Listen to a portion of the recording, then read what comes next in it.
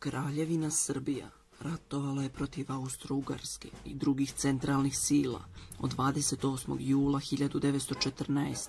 kada joj je Austro-Ugarska vlada objavila rat, pa sve do kapitulacije Austro-Ugarske 3. novembra 1918. godine.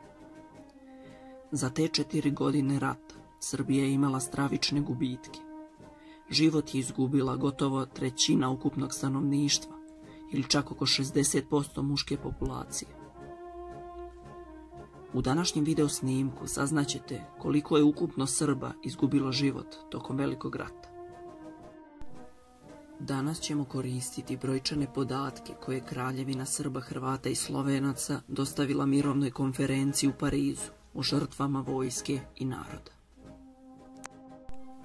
Počet ćemo od vojske. Do septembra 1915. godine poginulih, umrlih i nestalih vojnika bilo je 172.508. Pomrlih ranjenika i bolesnika pod okupacionom vlašću bilo je 34.781. Pobijenih i umrlih u zarobljeništvu bilo je 81.214. Vojni gubici 1916., 1917. i 1918. godine su bili 36.477 vojnika. Kada se to sabere, dobijamo broj od 402.435 stradalih vojnika. Tokom albanske Golgote život je izgubilo 77.000 vojnika i 140.000 civila. Što se tiče civila, za vreme Austro-Ugarske invazije 1914. godine život je izgubilo 15.000 ljudi. Od epidemije kuge umrlo je čak 360.000 civila. Ubijenih od neprijatelja u okupiranoj zemlji bilo je 70.000.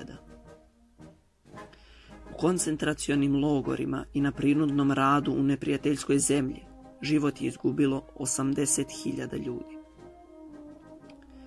Žrtava gladi u okupiranoj Srbiji bilo je čak 180.000, dok se mi danas svakodnevno bahatimo bacajući ogromne količine hrane u smeće. Ukupni civilni gubici bili su čak 845.000 ljudi, od čega su čak 311.000 bila muška deca mlađe od 15 godina. Kada spojimo vojsku i civila, dolazimo do zaključka da je u Kraljevini Srbiji za vreme Prvog svjetskog rata život izgubilo čak 1.247.000 ljudi. Svaka sljedeća reč bila bi suvišna.